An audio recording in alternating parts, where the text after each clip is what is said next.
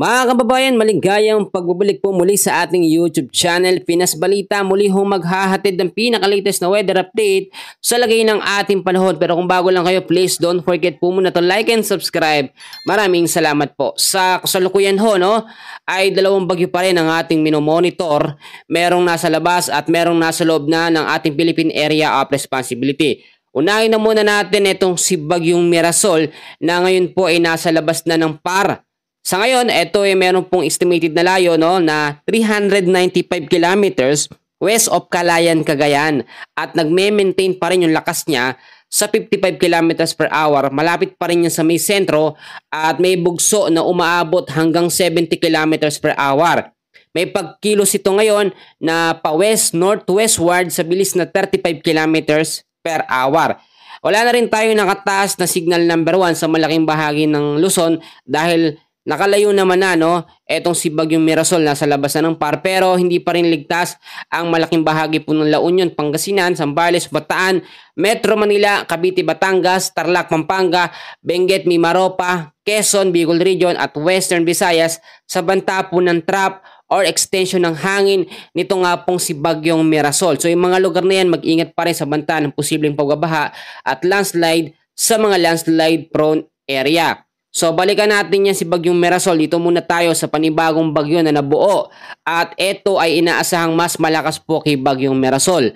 May nakalabas na ng PAR at may panibagong pumasok naman. Ang panibagong bagyo na nasa loob ng ating Philippine Area of Responsibility ay walang iba kundi si Bagyong Nando. Kaninang alas 10 ng umaga, huli itong namataan na meron pong layo na estimated na 1,335 kilometers east of southeastern Luzon. At same yung lakas niya, nasa 55 kilometers per hour at mayroong pagbugso na umaabot hanggang 70 kilometers per hour at may pagkilos po ito pa north westward po. Medyo mabagal po yung pagkilos nito. Sa ngayon wala pa naman tayo nakataas na storm wind signal number 1 dahil dito kay Bagyong Nando. Pero yung trap at extension ng kanyang hangin ay patuloy na nakakaapekto sa ilang bahagi ho ng ating bansa.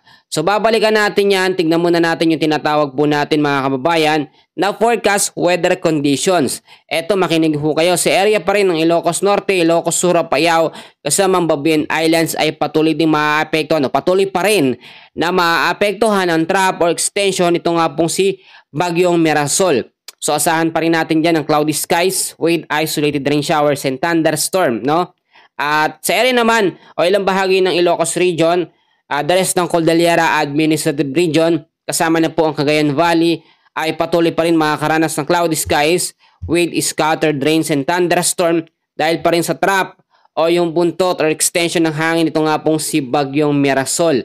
Ganun din, dito naman sa Mimaropa at Western Visayas, apektado naman na ngayon ng habagat. Ang habagat po ay nag-intensifies at mas lumakas. May nagtatanong sa atin kung makakaapekto ba itong si Bagyong Nando sa paglakas po ng habagat. Kung titignan natin sa ating pinaka-latest track, yung extension ng hangin itong si Bagyong Nando masyadong malawak. So mataas yung posibilidad na maapektuhan at mas mapalakas nilo ang epekto ng habagat or southwest monsoon sa kanlurang bahagi ho ng ating bansa. Ang ilang bahagi ng Metro Manila, the rest po ng Luzon, ay patuloy pa rin makakaranas ng partly cloudy to cloudy skies with isolated rain showers or thunderstorm dahil po sa southwest monsoon.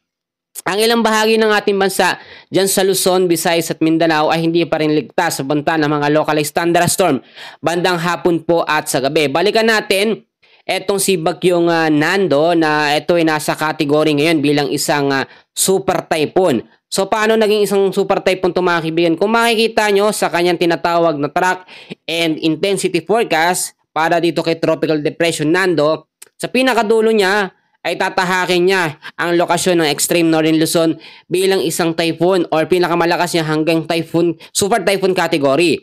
Makikita nyo, hindi naman ito direktang tatama pero yung trap extension ng kanyang hangin nakapaloob po sa kaulapan or kalupaan po ng ilang bahagi ng extreme northern Luzon. Malakas pag sinabi natin super typhoon category, papalo ang hangin yan hanggang 200 to 240 kilometers per hour.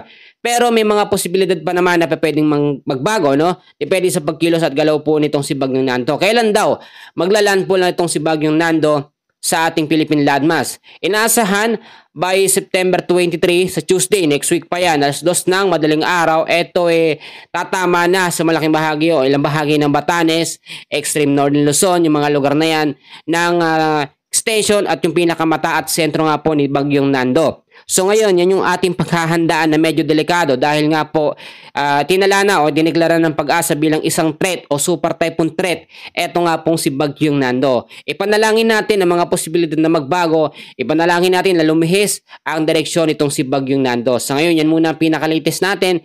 And please don't forget po to like and subscribe. Maraming salamat po.